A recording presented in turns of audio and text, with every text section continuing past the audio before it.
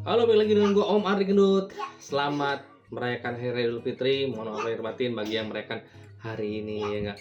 Mungkin masih salam-salaman atau siap-siap makan lagi kan. Makan ya enggak. Berat badan yang tadinya berkurang menjadi bertambah lagi. Ya, teman-teman. Gini ya, gue mau ngebahas sedikit mengenai prediksi ada orang gue lihat di TikTok. Jadi prediksinya seperti ini. Mudik tahun ini terbesar. Oke, 120 juta orang kalau nggak salah ya. Presiden kemarin bilang 120 juta orang. Terus Kementerian Perhubungan juga gue lihat 120 juta orang. Artinya hampir 40% ya orang mudik ya. Bayangin ya, ekonomi daerah udah pasti harusnya meningkat drastis. Oke.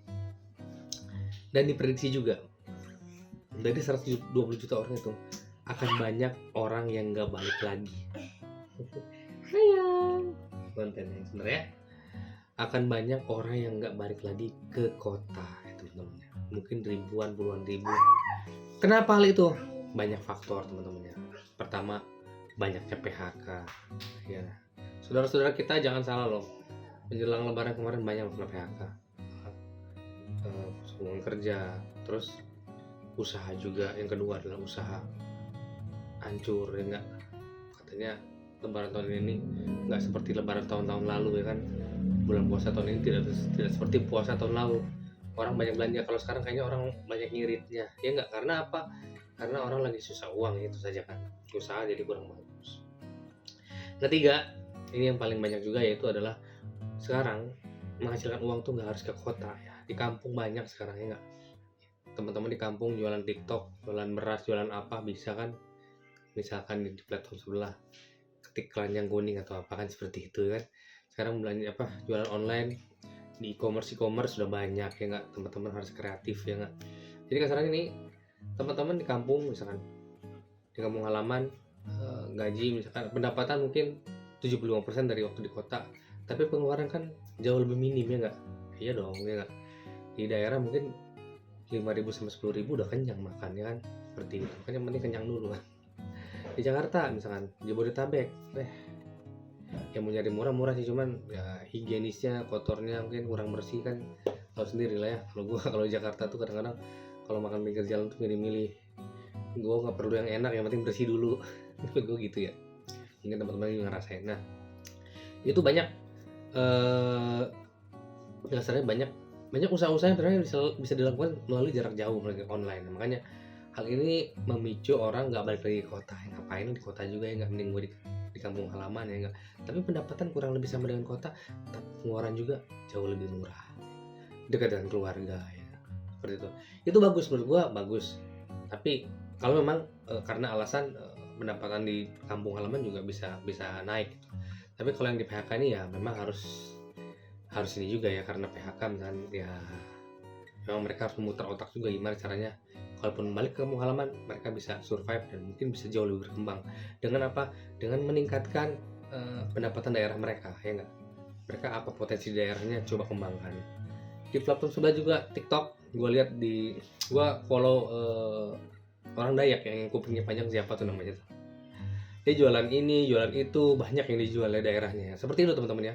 Tolong kembangkan potensi daerah teman-teman yang bisa dikembangkan dan bisa dijual keluar gitu loh. Jadi teman-teman juga, gue tanya ke tetangga-tetangga gue, sama gue, mereka bilang cerita, wah di kampung saya udah kaya pak. Dari apa? Jadi YouTuber kan, jualan TikTok, online e-commerce ya enggak. Banyak bisa mereka lakukan sekarang pak, nggak kayak dulu ya enggak. Kalau dulu ya harus kerja, sekarang pintar-pintarnya orang-orang di kampung dia aja pak, dan rumahnya gede-gede sekarang ya, seperti itu ya. Kalau memang seperti itu kejadiannya, gue bersyukur ya. Nah mungkin kalau permodalan teman-teman ya, seperti gue bilang, untuk permodalan teman-teman kalau memang berniat usaha di daerah, nggak perlu balik lagi ke kota. Misalkan kan ada ya sekarang platform super mikro ya kan.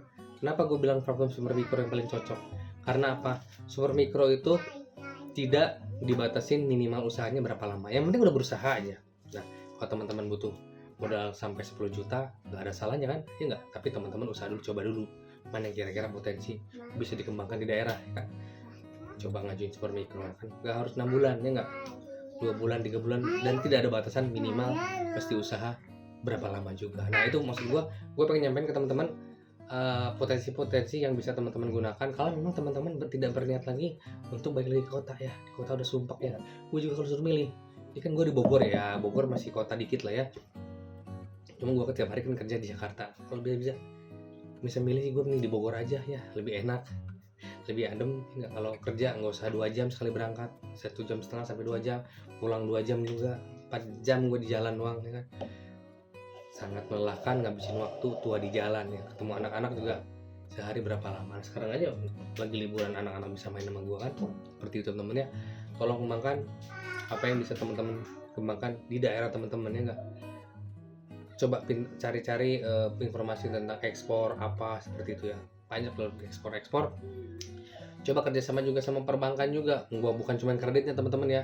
Caranya gimana sih ekspor, karena di produk perbankan juga ada sarana-sarana untuk mendukung pengusaha eksportir ya. Nggak harus kredit, nggak harus, mungkin transaksinya atau syaratnya seperti apa, seperti itu teman-teman ya.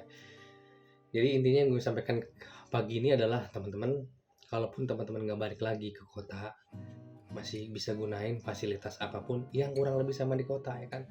Teman-teman bisa ngembangin usaha di daerah, mengembangkan daerah teman-teman sendiri kan.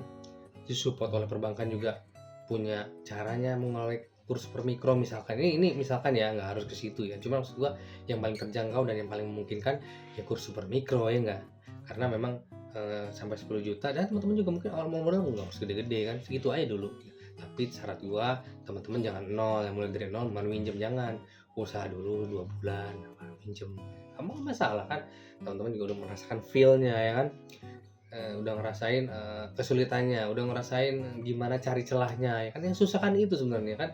Kenapa Bang itu pengen teman-teman tuh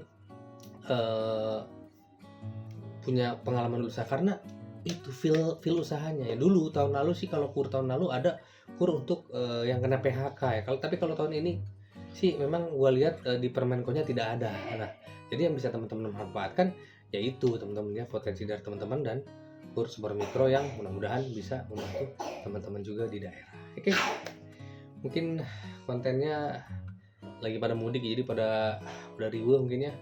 Gue nyalain aja bikin konten biar teman-teman juga di daerah juga bisa tetap semangat ya enggak. Karena memang disinyalir nggak balik lagi ke kota. Kalau dulu